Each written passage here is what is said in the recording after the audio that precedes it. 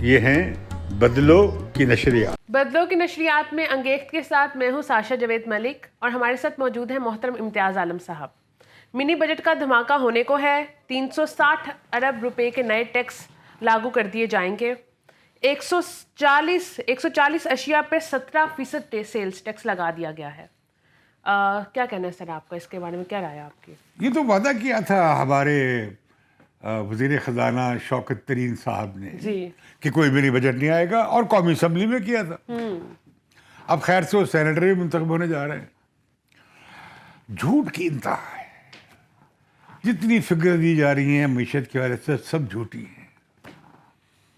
آپ دیکھیں کہ انہوں نے کہا تھا کہ جی ایگزیمپشن دی ہوئی تھی اور کوئی 4500 ارب کی ایگزیمپشنز تھیں، استثناء. جو بڑے بڑی صنعت ہیں، کاروباری لوگوں کو استثناء دی ہوئی تھی، ایگزیمپشن دی ہوئی تھی. مال بناؤ. ٹیکس نہیں دیتے امیر لوگ پاکستان میں، نہ ذمہ دار دیتے ہیں، نہ پراپرٹی ڈیلر دیتے ہیں، نہ یہ بڑی بڑی جو سوسائٹیز بنانے والے دیتے ہیں.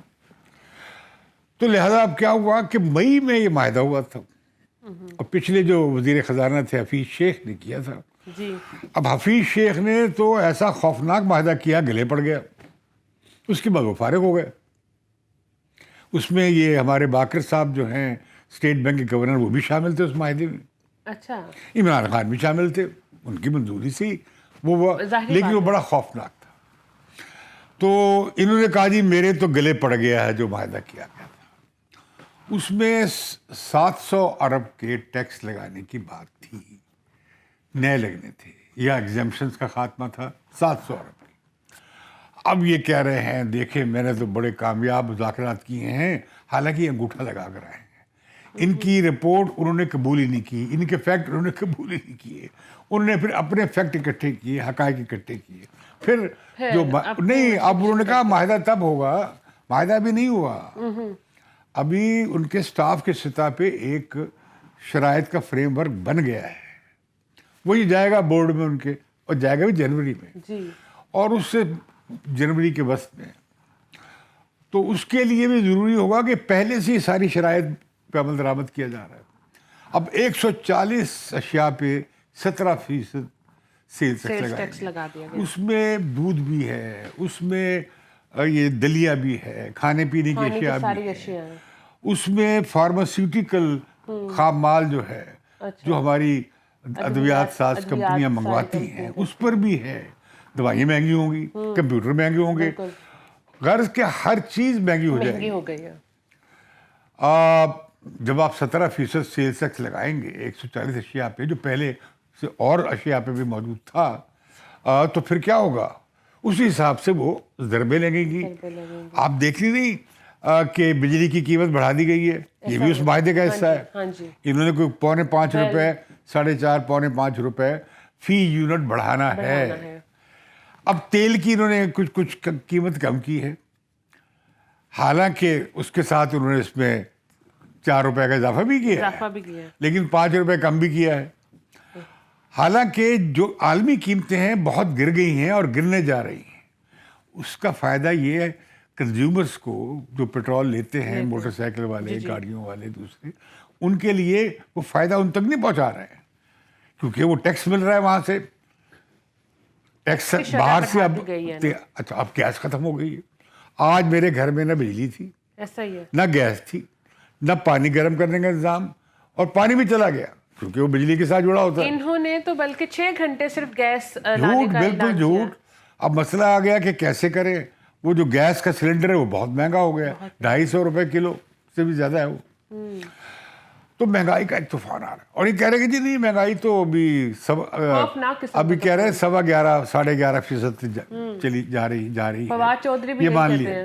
اچھا وہ کہہ رہے ہیں کہ جی دیکھیں جی ہم دنیا بھر میں سستا ہے، اور دنیا بھر میں لوگوں کی قوت خرید بھی زیادہ ہے، لوگوں کی تنخواہیں اور اجرتیں بھی زیادہ ہیں، جا کے خرید سکیں. اچھا وہ ہمارے وزیر تجارت ہیں، ہر حکومت میں وزیر تجارت ہوتے ہیں، انہوں نے اشتہار دیا ہوا ہے. دیکھیں جی بنگلہ دیش میں 30% برآمدات بڑھی ہیں، ہندوستان میں اتنی بڑی ہیں، اور ہماری 40% بڑھی ہیں. ہم تو سب سے آگے ہو گئے. بھائی تمہاری 40% بڑی ہیں, تمہاری چھوٹی سی برآمدات, ان کی برآمدات بنگلہ دیش کی آپ سے ڈبل سے زیادہ ہو گئی ہیں, تقریباً 3 گنا ہو گئی ہیں پاکستان سے. بنگلہ دیش جسے ہم باسکٹ کیس کہہ کے کہتے تھے ہماری جان چھوٹ گئی, ہاں جی, وہ ہیومن انڈیکیٹر بھی آ گئے ہیں, خاندانی منصوبہ بھی کر لی ہے, ان کا تجارتی خسارہ بھی کم ہے, ان کا کرنٹ اکاؤنٹ ڈیفیسٹ بھی نہیں ہے, اور ان کی بہت شاندار دنیا میں ٹاپ پہ وہ ایکسپورٹر ہو گئے ہیں. اچھا یہ کہہ رہے ہیں جی ہماری اس طرح کی پھر دیکھیں کہتے ہیں اب افراط زر میں, کہتے ہیں اچھا افراط زر میں مہنگائی میں بڑا فرق ہے. انہیں کوئی جاہلا کو سمجھائے, پورے جنوبی ایشیا میں 5% کے قریب ہے جی افراط زر, افراط زر, یہاں پہ 11.5% کا تو اعتراف خود کر رہے ہیں, اور ہے یہ تقریباً جو اوور آل جو کنزیومر انڈیکس ہے اس میں 18%, اور اسینشیل کوموڈیٹیز جو ہے جو سینسٹیو انڈیکیٹر ہے اس میں 25% تک 30% تک ہے. اب کیا ہو رہا ہے کہ اب موجیں لگ گئی ہیں پرائیویٹ بینکوں کی. ہاں جی, کیوں بلا؟ پرائیویٹ بینک جو ہیں, حکومت جو ہے وہ اسٹیٹ بینک سے قرض نہیں لے سکے گی. پرائیویٹ بینک لیتے ہیں تھوڑی مارجن پہ اسٹیٹ بینک سے, اور حکومت لیتی ہے پرائیویٹ بینکوں سے. یہ اچھا کاروبار ہے پاکستانی بینکوں کا. اس طرح ہی ہے, اسٹیٹ بینک سے لیتے ہیں کم شرح پہ, حکومت کو دیتے ہیں ہائر سطح پہ دیتے ہیں, تو لہذا اب انٹرسٹ ریٹ کچھ بڑھانا پڑا ہے انہیں, 9.25 کرنا پڑا ہے. لیکن بینک ابھی جو بچت کی قیمتیں جس پہ لوگ پینشنر تھوڑی اب پیسے والے پونجی والے لوگ وہ جمع کرا دیتے تھے, ماہوار خرچہ مل جاتا تھا پینشنرز کو, اور یہ انہوں نے 7% پہ رکھا انٹرسٹ ریٹ. ایسا ہی ہے, صرف کس کے مفاد میں؟ بڑے سرمایہ کے مفاد میں.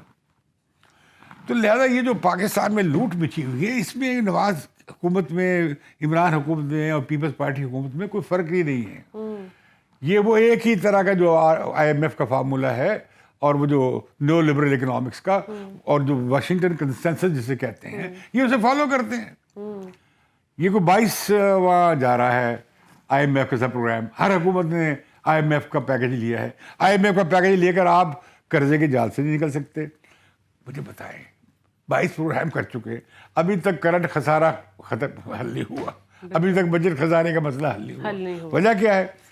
بڑی وجہ یہ ہے کہ پاکستان کی معیشت پدیسی ہے, اس کے اوپر اتنی بڑی ریاست ہے, اتنا بڑا civil bureaucratic military structure impose کیا ہوا, نہیں چل سکتا پورا بجٹ. اب سارا بوجھ, اب دیکھیں نا 75% ٹیکس انڈائریکٹ ہے مجھ پہ, آپ پہ, عام آدمی, عام شہری پہ لگتے ہیں, غریب آدمی پہ لگتے ہیں, مڈل کلاس پہ لگتے ہیں. تنخواہ کتنی بڑھائی ہے؟ وہ اچھی بڑی تنخواہ کچھ بڑھائی تھی, 25,000 روپے کی تھی مزدوری, اور اس کے خلاف اسٹے دے دیا کورٹ نے, عدالت نے. بھائی عدالت کا کیا کام ہے؟ اور سپریم کورٹ میں جسٹس قاضی نے دیا ہے. افسوسناک بات یہ ہے, جسٹس قاضی نے, ہاں قاضی عیسیٰ نے دیا ہے. بھائی آپ کیسے کر سکتے ہیں اس معاملے میں اسٹے آرڈر دے سکتے ہیں؟ تو مطلب یہ ہے کہ بھلے عدلیہ ہے, بھلے حکومت ہے, بھلے پارٹیاں ہیں, عوام کا ایجنڈا, عوام کی ترقی, غربت کو ایڈریس کرنا, تعلیم اور صحت پہ زور دینا اس ملک میں نہیں چل رہا. کہتے ہیں جی اب جیو اکنامکس کریں گے. ایسا ہی ہے, کہتے ہیں ہم امریکہ کے ساتھ جیو اکنامکس میں اکنامک ریلیشن بنانا چاہتے ہیں. امریکہ دونوں پوچھتا ہے, اور چین سے اپنے تعلقات ٹھیک رکھ لو, وہ سی پیک بحران کا شکار ہے. تو پاکستان میں اب خواتین و حضرات, ناظرین, تیار ہو جائے, مہنگائی کا ایک خوفناک ریلا اور آ رہا ہے, اور اس کے بعد یہ مہنگائی جانے کہاں جا کے رکے گی, اور آپ کے لیے کوئی ریلیف نہیں ہے. جعلی پروگرام اعلان کر رہے ہیں, ہر روز کیے جا رہے ہیں. وہ آپ کو اب وہ صحت کارڈ آ گیا ہے, اس پہ ہم نے تخمینہ دے چکے ہیں, پیسے نہیں ہیں اتنے, کہاں سے دیں گے انشورنس کمپنیوں کو اتنے پیسے؟ 37 لاکھ گھروں کو مکان دیں گے, 27 لاکھ روپے, بینکوں کے پاس کیش ہی نہیں ہوتا. آپ کے مکمل GDP کے اکارڈنگ, ٹھیک ہے, آلموسٹ ہمارے جو قومی GDP ہے ٹوٹل, اس کے 280 ارب ڈالر کے برابر آئی منصوبہ. ہر روز اعلان کیے جا رہے نئے سے نئے. وہ ویسے ہی جیسے ہوگا کیا کہ ایک شہر میں مل جائے گا 500 لوگوں کو کارڈ, ایک طرح ہی ہے, اور 5 لاکھ لوگوں کو سیل کر دیں گے کہ جی اچھا آ رہا ہے کارڈ, آپ اپلائی کریں. اسی طرح یہ ہوگا اس کا उन्होंने तो कहा है कि घरों का मामला- आपका जो शनाख्ती कार्ड है वो सेहत कार्ड के तौर पर इस्तेमाल होगा, बस आप अपनी रजिस्ट्रेशन करवाएं और ये आपका सेहत कार्ड है, आपका शनाख्ती कार्ड है। तो ये जो कर रहे हैं ना, ये सारे हवाई मंसूबे, जिस तरह इनका दस्तरखान शुरू हुआ था, ऐसा ही जिस तरह इनका वो शुरू हुआ था छत का मंसूबा, फिर इनका कामयाब जवान प्रोग्राम इनके शुरू हुए थे और पता नहीं इन्होंने कितने पता नहीं क्या ये ख्याली पुलाव इसलिए ख्याली बना पुलाव रहे हैं बहुत- कि ये नाकाम हो गए हैं हुकूमत, और इनका वो भी पिट गया है। इतने नाकाम हो accountability गए हैं कि लोगों को नून लीग की हुकूमत और पीपीपी की हुकूमत अच्छी लगने लगी है इस दौर में, इतने ये नाकाम हो गए हैं इस दौर में। चलिए जी नाजरीन, बहुत शुक्रिया आपका। बेल आइकॉन को क्लिक करिएगा और सब्सक्राइब करना हरगिज़ मत भूलिएगा। कोई भी आपका क्वेश्चन हो तो आप कमेंट सेक्शन में कर सकते हैं। बहुत शुक्रिया।